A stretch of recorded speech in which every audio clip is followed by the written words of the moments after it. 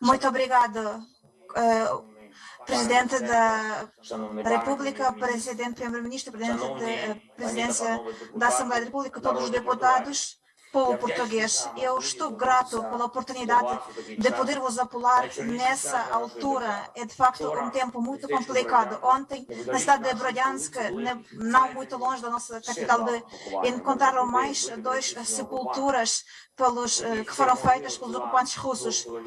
Eram 2 corpos de 2 homens de 35 anos e uma rapariga de 15 anos. Noutra sepultura haviam 6 corpos.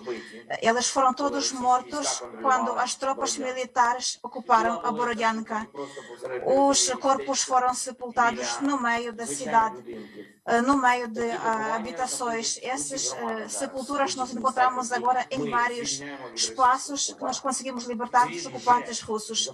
E Kiev e o mundo já sabe o que é uma cidade de Jupa que encontra 20 minutos da cidade de Borodyanka, porque lembramos todos das fotografias dos corpos que foram mortos no meio.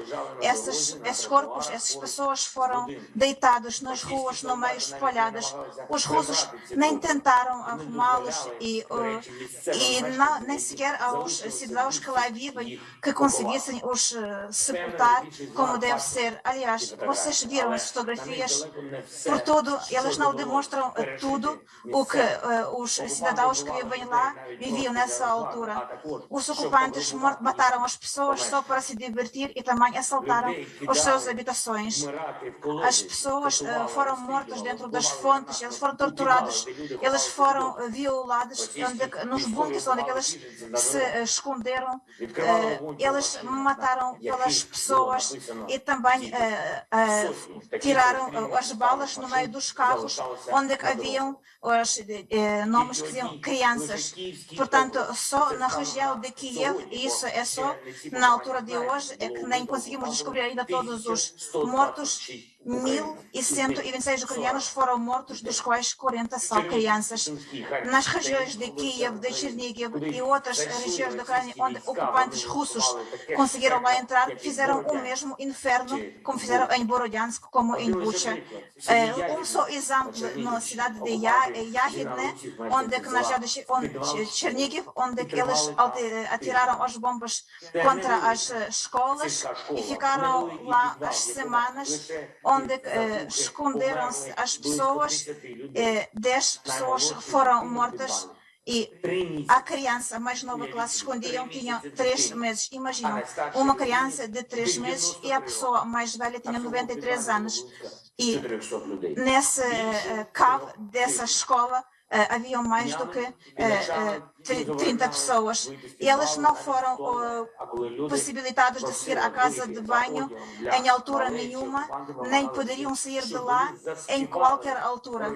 Ou seja, foram obrigadas a cantar o hino da Rússia para os humilhar. É essa diversão que os ocupantes russos tiveram e é isso que está a acontecer na Ucrânia em 2022. Nós estamos a lutar contra tropas ucranianas não apenas pela nossa independência, mas pela nossa sobrevivência, pelas nossas pessoas, pelos ucranianos, para eles não poderem ser mortos, não forem torturados, pelo que os ucranianos não serem violados, para que não sejam capturados pela Rússia. Os russos ocupantes já capturaram dos territórios ocupantes, tiraram daí mais de 500 mil os ucranianos foram. Ou seja, imaginam, é o tamanho da população da cidade de Porto 2 vezes. Ou seja, essas pessoas foram deportadas. É isso que a Rússia está a fazer, aquilo que os outros regimes totalitários faziam. Os ucranianos deportados não têm direito a estabelecer ligação com as famílias. Eles estão a ser deportados para as regiões mais longe da Rússia. Fizeram o campos especiais para que essas pessoas fossem divididas. Alguns são mortos, as raparigas são violadas. Imaginem o que a rapariga está a tentar se salvar do campo de concentração da Rússia e em pergunta para onde isto aconteceu, como é que ela conseguiu fazer, É porque ela só porque não foi simpática para os soldados russos e por isso, porque se ela fosse simpática, provavelmente não seria violada, não seria morta. Em 57 dias de guerra, nós desocupamos mais ou menos 1000 lugares da Ucrânia que foram ocupados pela Rússia, pelos ocupantes russos. Contudo, a quantidade das cidades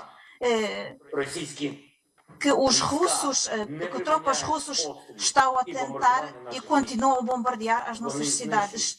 Eles destroem habitações, estruturas civilizadas, todas as estruturas que as cidades conseguem ter para conseguirem sobreviver, para terem indústria alimentar, escolas, universidades, até as igrejas estão a ser destruídas e os ucranianos foram obrigados a abandonar essas cidades.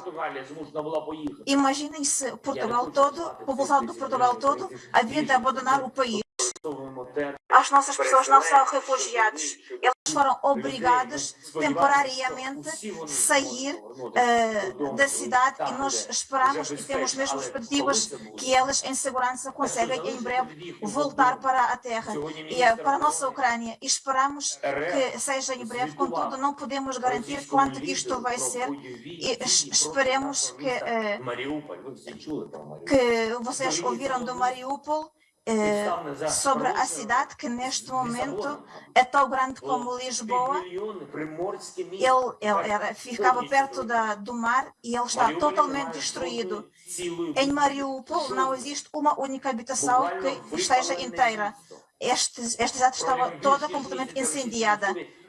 Durante mais do que um mês, os ocupantes russos ficaram lá, esta cidade cercada, e fizeram dela um inferno. Muitas pessoas ficaram lá sem água, sem meios de habitação, sem alimentação. Constantemente haviam bombardeados pelas tropas russas. As tropas russas utilizaram as forças aéreas bombardear de propósito. Eles sabiam que haviam lá as pessoas civis, que não havia lá nenhuma fonte militar. Muitas das pessoas ficaram sem casas, em que ficaram até sem fotografias, porque foi tudo incendiado. Durante os bombardeamentos dos russos na Ucrânia e nessa cidade foram mortas mais do que 10.000 pessoas ou mais, nós não temos certeza do número.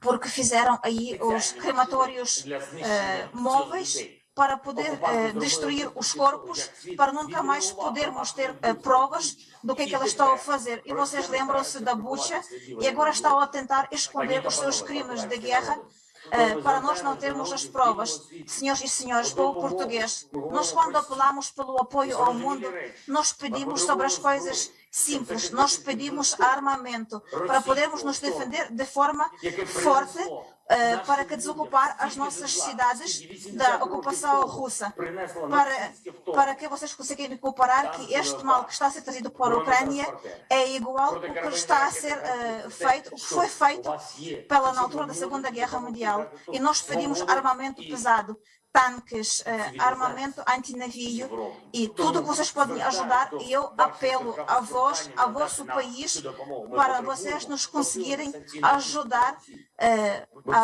com a aceleração e reforço das sanções e também pelo apoio militar, apoio de armamento. Nós precisamos como que a vossa posição seja principal, como que as empresas europeias que ainda trabalham na Rússia, como que saem de lá e como que não apoiem esse mal. Por que a Rússia começou essa guerra? Por que ela começou a ocupação da Ucrânia? Isso é apenas o primeiro passo para conseguir controlar o leste da Europa, para destruir a democracia na Ucrânia. Mas a Ucrânia é um forte reforço da democracia. Nós tínhamos duas revoluções em 2004 e 2014. Duas revoluções que conseguiram parar o alastro da ditadura na Ucrânia. E por isso nós esperamos essa ditadura não só na Ucrânia, mas também para todos os povos na nossa região que querem escolher o seu futuro sem serem oprimidos, sem serem reforçados. E vosso povo, que daqui a nada vai celebrar o segundo aniversário da Revolução dos Escravos, que também vos libertou da ditadura, vocês sabem perfeitamente o que nós estamos a sentir. Vocês certamente sabem o que outros povos estão a sentir, principalmente na nossa região, que tendem a ter liberdade. Vocês sabem o que traz amor e ditadura para a Ucrânia. E depois da Ucrânia, elas vão tentar fazer isto na Moldávia, na Geórgia, nos países bálticos, em outros países por os quais a Rússia consegue levar as suas mãos. A Rússia é capaz de ser parada.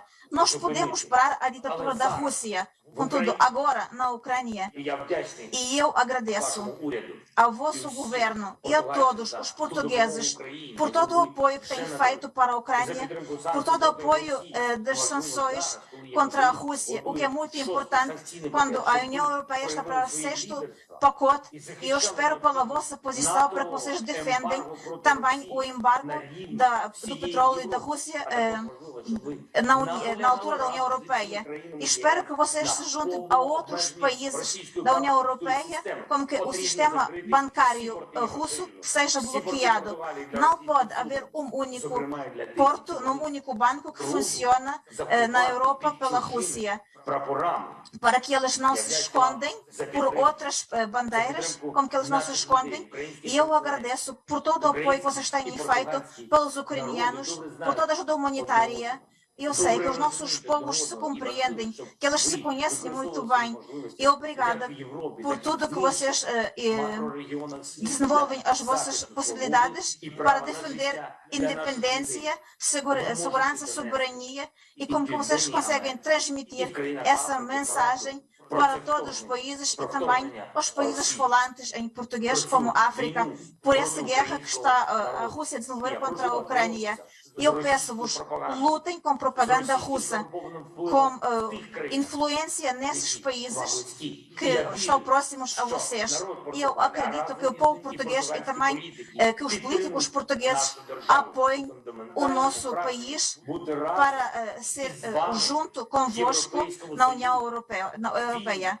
Sejamos livres e que conseguimos apoiar os livres, porque os civilizados devem apoiar os civilizados. E eu acredito que vocês não vão nos apoiar, porque a Ucrânia já vai a caminho da União Europeia, como que essa procedura seja o mais rápida. Esperemos como que em breve nós conseguimos ter o estatuto de candidato do membro da União Europeia. E quando essa questão vai ser revista, eu peço-vos mais uma vez, por favor, apoiem-nos nesse caminho. Vocês estão no caminho mais oeste e nós estamos na parte mais oeste. Contudo, nós estamos na parte leste. Contudo, as nossas visões são iguais e nós sabemos que regras devem existir na Europa de uma ponta à outra, como que as regras, os direitos e os valores devem ser iguais, sem qualquer ditadura, de forma como que toda pessoa tenha o seu tempo para a felicidade e para a saudade. Obrigado. Portugal, obrigada. Glória à Ucrânia.